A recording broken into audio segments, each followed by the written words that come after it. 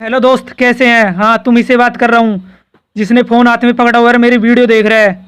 दोस्त, आज के इस वीडियो में हम बात करेंगे उन लोगों की जिन्होंने पूरी दुनिया को हंसाया, जिनको हम टीवी पर देख देख कर खूब हंसते हैं, लेकिन वो खुद की ज़िंदगी में कितना रोए, वो आपको आज इस वीडियो में पता चलेगा। जो बहुत हंसते होंगे और दूसरों को भी बहुत हंसाते होंगे, लेकिन अंदर ही अंदर वो कितना टूटे हुए होंगे, अंदर ही अंदर कितना रो रहे होंगे। अगर ऐसा है तो ये वीडियो आपके लिए है।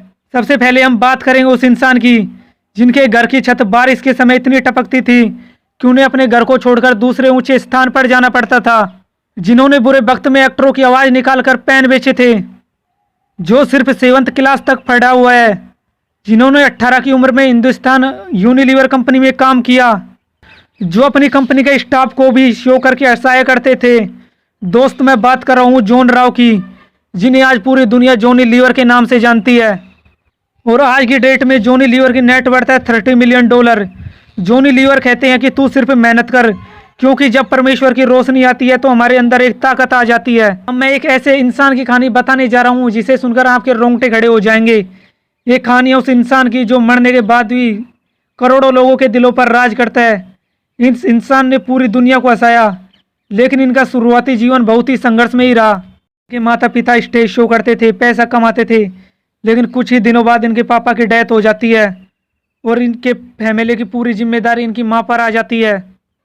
तब वह लड़का सिर्फ 6 साल का था। उस वक्त उसकी माँ स्टेज पर शो करती रहती है, उनकी आवाज़ चली जाती है, ऑडियंस काफ़ी गुस्सा होने लगते हैं। तो इस बच्चे ने अपनी माँ की आवाज़ निकालकर उस स्टेज शो को पूरा किया, लेकिन दुर्भाग्य से उसकी माँ की आवाज़ कभी वापस लौट कर नहीं आई। लेकिन इन सब परिस्थितियों के बावजूद ये बंदा झुका नहीं। ये बंदा खुद के स्टेज शो करना शुरू करता है, और स्टेज शो तक ही नहीं, इस बंदे को फिल्म इंडस्ट्री तक में जाने का मौका मिलता है।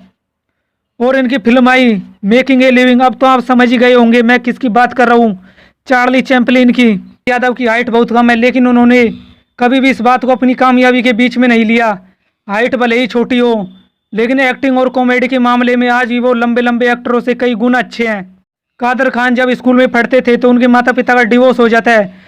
कपिल शर्मा के पिताजी उन्हें बचपन में छोड़कर चले जाते हैं, लेकिन इन सब में इतना सब कुछ होने के बावजूद इनमें से कोई रुका नहीं, क्योंकि छोटे पंछी तो बारिश के आने पर छिप जाते हैं, बाज तो तूफानों को चीरकर आसमान की ऊंचाइयों पर उड़ता है। गुलाब के पौधे में भी पहले कांटे आते हैं, उसके बाद फूल आते हैं। जिंदगी में भी पहले कांटे आते हैं और उसके बाद फूल आते हैं, और वो बहुत चुभते हैं। अरे, लोहे की वैल्यू तब तक नहीं बढ़ती जब तक वो तपता नहीं, तो वैल्यू आपकी कैसे बढ़ सकती है? तो जब भी तुम अपनी हालातों को देखकर दोष देने लगो, लगे कि जिंदगी बहुत टफ है, तो जॉनी लीवर, चार्ली चैपलिन, कादर खान, कपिल शर्मा, राजपाल यादव, इनकी स्टोरी को याद कर लेना। अरे, जब आपको लगे कि हाइट बहुत कम है, उस वक्त राजपाल यादव का चेहरा आपके सामने आना चाहिए। जब आपको लगे कि मेरा रंग सांवला है, उस वक्त जॉनी लीवर का चेहरा आपके सामने आना चाहिए। इस दुनिया में कैसे कैसे लोग हैं जो कहां से कहां पहुंच गए। उनकी लाइफ में सिचुएशन इतनी खराब थी, लेकिन उसके बावजूद वो उस लेवल पर पहुंचे जिसकी आप सोच भी नहीं सकते। और आप लोग छोटी छोटी चीज़ों के लिए रोते हैं। अरे, कुछ तो ऐसा कर जाओ कि लोगों के लिए तुम एक उदाहरण बन जाओ।